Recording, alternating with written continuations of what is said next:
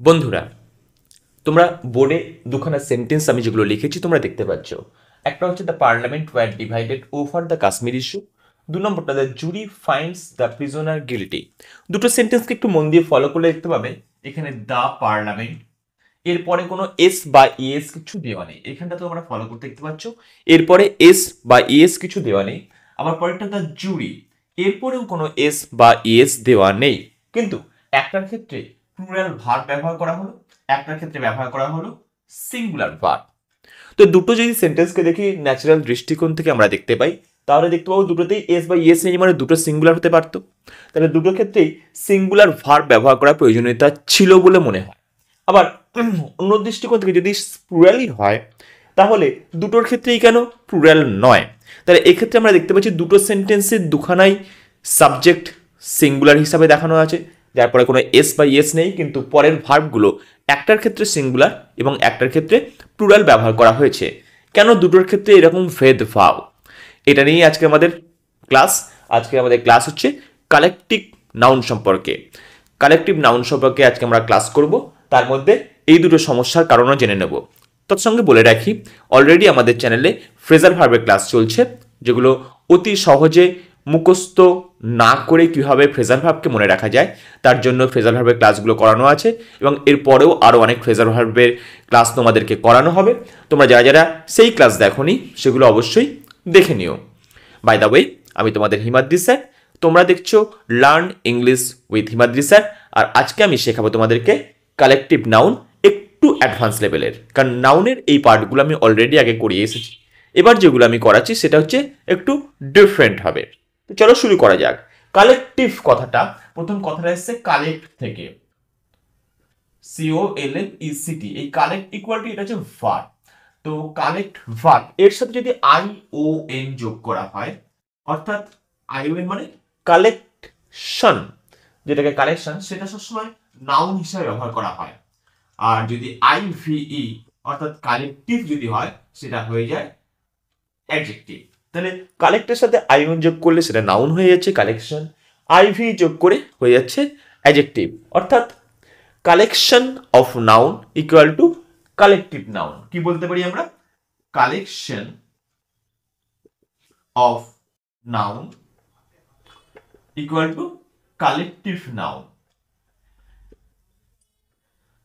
অর্থাৎ সহজ কথায় বলতে গেলে কালেকটিভ নাউন হচ্ছে সেই নাউন যেখানে অনেকগুলো নাউনকে একটা বাঞ্চ বা একসাথে কালেকশন করে রাখা আছে। এইরকম ধরনের যখন বোঝানো হবে তখন সেটাকে আমরা বলবো কালেকটিভ নাউন। এবার এই কালেকটিভ নাউনের স্ট্রাকচার আমি এই দুটো সেন্টেন্স পরে নিশ্চয়ই আলোচনা করবো, আজকের ক্লাসেই আলোচনা হবে।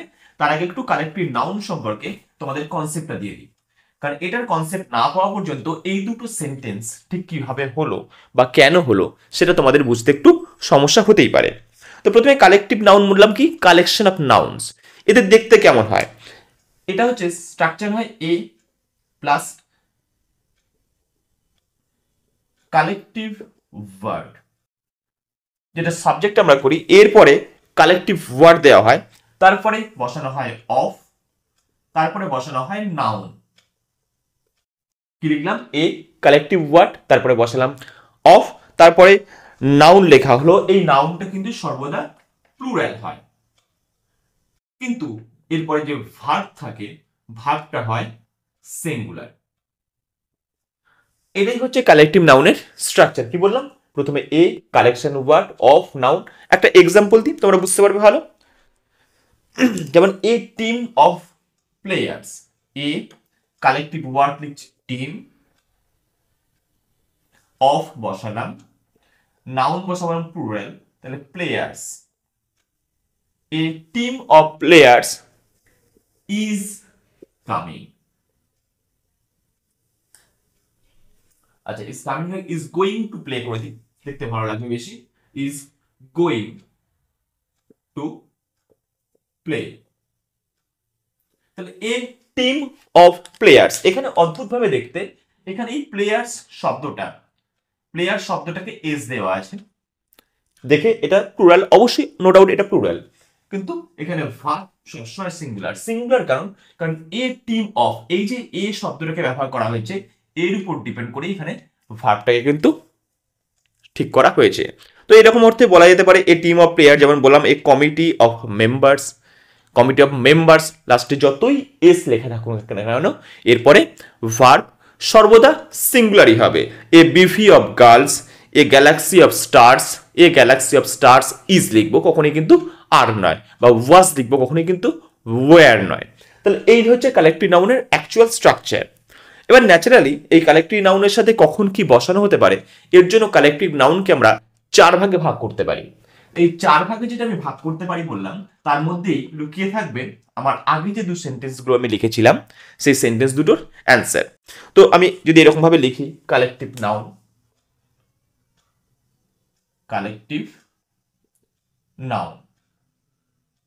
এখানে আমি বললাম 4টে ভাগ করবো। একটা হচ্ছে জেনেরিক, 2 নম্বরটা লিখলাম গ্রুপ, একটা লিখলাম জেনেরিক, 2 নম্বরটা লিখলাম গ্রুপ, 3 নম্বরটা লিখলাম থট, এই থটটা হচ্ছে সিঙ্গেল থট, 4 নম্বরও লিখলাম থট। এই যে থটটা হবে একটা সিঙ্গেল হলে, আর একটা হচ্ছে ডিফারেন্ট। এই যে 4টে যে নাউন আছে, এই 4টের মধ্যে আমি লিখলাম প্রথমে জেনেরিক লিখলাম, পরে একটা গ্রুপ, একসাথে গ্রুপ বোঝাবে, জেনেরিক মানে সিঙ্গেলটা বোঝাবে, কিন্তু এটা আলাদা ধরনের, গ্রুপ বোঝাবে, একটা থট। তো এগুলো আমি লিখলাম। এবার এগুলোর মধ্যে এক্সাম্পল দিয়ে এগুলো ব্যাখ্যা করা হয়। জেনারিক আমি একটা এক্সাম্পল দিলাম ফার্নিচার বা সিনারি। আমি প্রথমে ফার্নিচার লিখছি।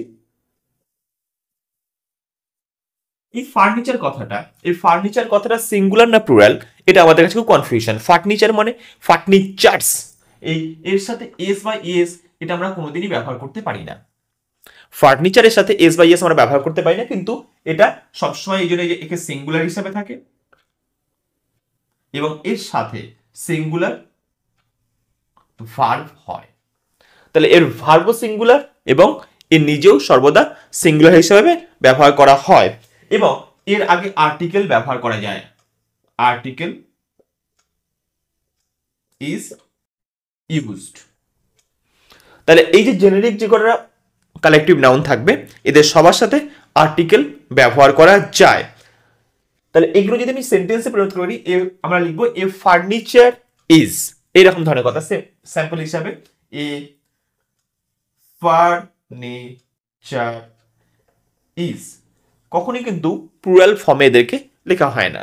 নেক্সট হচ্ছে গ্রুপ অনুযায়ী যে নাউনগুলো হয় সেগুলোর মধ্যে আমরা লিখতে পারি এ নিজেও প্লুরাল হবে, আর এর সাথে যে ভার্ব থাকবে সেটাও হবে প্লুরাল।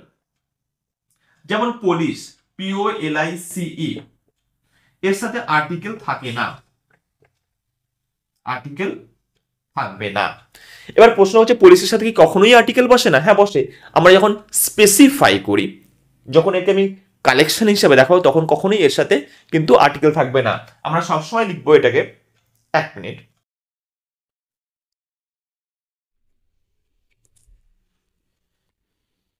আমরা সবসময় এইভাবে লিখি পুলিশ আর, কিন্তু যদি আমি এরকম আর্টিকেল বসাই দা পুলিশ, তাহলে কিন্তু ইজ হবে। কারণ দা পুলিশ যখনই আমি বসাচ্ছি তখন এটা স্পেসিফিক হয়ে যাচ্ছে এবং চলে আসছে জেনেরিক লাইনে। কারণ এই আর্টিকেল যেটাকে আমি ব্যবহার করার কথা বললাম এটা হয় জেনেরিক। তাই আর্টিকেল যখন বসিয়ে দিলাম পুলিশের আগে, তখন কিন্তু এক্সট্রা পরে ইজ বসালাম, কিন্তু যখন শুধু পুলিশ বসাচ্ছি তখন এটা হয়ে যাচ্ছে আর।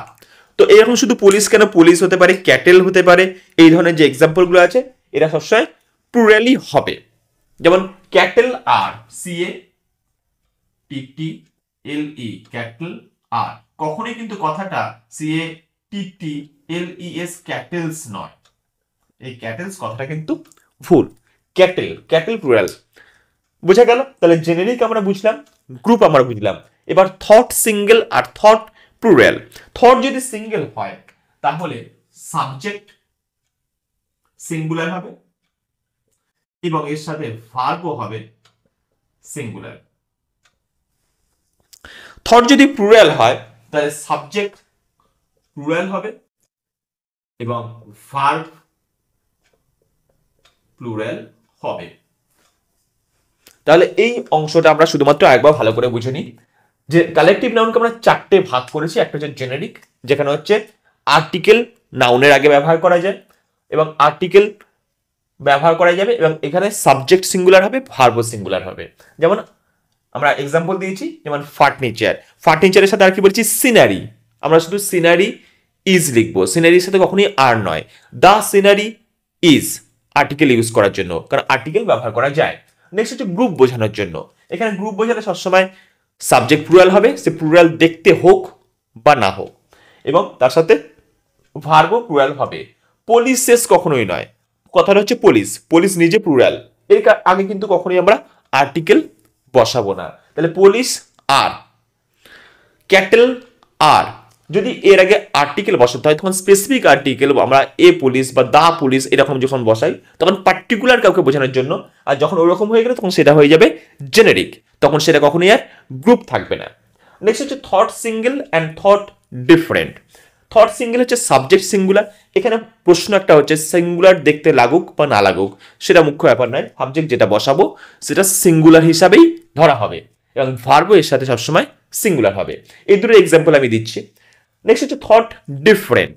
থট ডিফারেন্ট মানে বিষয়বস্তু হচ্ছে একই জিনিস কিন্তু বিভিন্ন জনের বিভিন্ন রকমের মতামত রয়েছে, সেক্ষেত্রে হচ্ছে সাবজেক্ট প্লুরাল দেখতে হোক চাই না হোক সাবজেক্টকে প্লুরাল ধরা হবে এবং ভার্ব অবশ্যই প্লুরালই হবে, সে দেখতে ভার্বটাকে সাবজেক্ট যতই সিঙ্গুলার দেখতে লাগুক এখানে ভার্বকে সবসময় প্লুরাল করা হবে। এবার আমরা চলে যাব, এই দুটো তো এক্সাম্পল পেলাম, এই দুটোর এক্সাম্পলে আমি বোর্ডটা একটু ক্লিন করে নিই।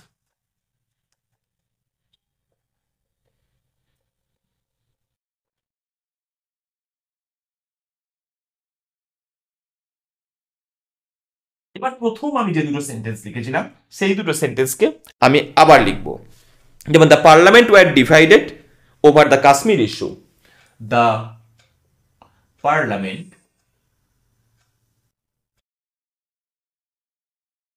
War divided over the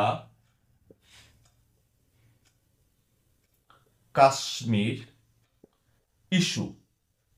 R next যে সেন্টেন্সটা আমি লিখেছিলাম, the jury finds the prisoner guilty. The jury finds the prisoner guilty. এবার এই দুটো সেন্টেন্সের মধ্যে যেটা আমি বলেছিলাম প্রথমে যে thought single and thought different, এখানে দেখো parliament were divided over the Kashmir issue, এখানে কথাটা ডিভাইডেড ব্যবহার করা আছে, অর্থাৎ মেম্বার্স অফ পার্লামেন্ট, এখানে parliament means the members of parliament, এরা কিন্তু সবাই একই মতামত দিচ্ছে না, তাদের যে চিন্তা ভাবনা তাদের যে বিচার সেটা কিন্তু ডিভাইড হয়েছে, তারা কিন্তু একই রকম চিন্তা ভাবনার মধ্যে নেই, এই জন্য এটা থট ডিফারেন্ট। কি বললাম, এটা থট ডিফারেন্ট। তো এই ডিফারেন্ট থটের জন্য, এই ডিভাইডের জন্য এখানে এখানে সাবজেক্ট যাই থাকুক না কারণ যেরকম দেখতে লাগুক না কেন এখানে ভার্ব কিন্তু প্লুরাল ব্যবহার করা হয়েছে। Next, the jury finds the prisoner guilty. Finds the prisoner guilty, সব জুরির মতামত অনুযায়ী, অ্যাকর্ডিং টু অল জুরি, যতগুলো জুরি ওখানে ছিল, জুরি মিনস যতগুলো জুরি আছে, একটা কালেকটিভ নাউন, তো যতগুলো জুরি এখানে আছে তারা সবাই মিলে প্রিজনারকে গিল্টি পেয়েছে। এখানে কিন্তু ডিফারেন্ট নয়, জুরি ওয়ার ডিভাইডেড নয়, এখানে যদি ডিভাইডেড কথাটা এরকমই থাকতো তাহলে এখানে কিন্তু আমরা ফাইন্ড লিখতাম, প্লুরাল কিন্তু করতাম না, এই সিঙ্গুলার কিন্তু করতাম না, কিন্তু সবাইকার যেহেতু একই মতামত তাহলে থট সিঙ্গেল, এটা সবাইকার চিন্তা একই, থট সিঙ্গেল, যেহেতু সবাই সিঙ্গেল থটে রয়েছে তাই এখানে ভার্বটা সিঙ্গুলার।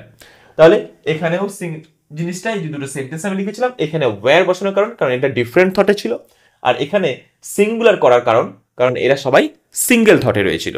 তো এই হচ্ছে বিষয়বস্তু, আর কিছুই না, এটা ছিল আমাদের কালেকটিভ নাউনের, তোমাদের জাস্ট এই কনসেপ্টটাকে ক্লিয়ার করে দেওয়া। অন্যান্য ভিডিও দেখতে হলে চ্যানেলের অন্যান্য ভিডিওগুলো দেখে নিও, ফ্রেজাল ভার্ব, ডিগ্রি চেঞ্জের, আমাদের টেন্সের ভিডিও, সমস্ত কিছু আমাদের চ্যানেলের ভিডিওতে অবশ্যই আছে। ভিডিও ভালো লাগলে চ্যানেলটাকে সাবস্ক্রাইব করো আর নিজের বন্ধু বান্ধবের মধ্যে অবশ্যই শেয়ার করো।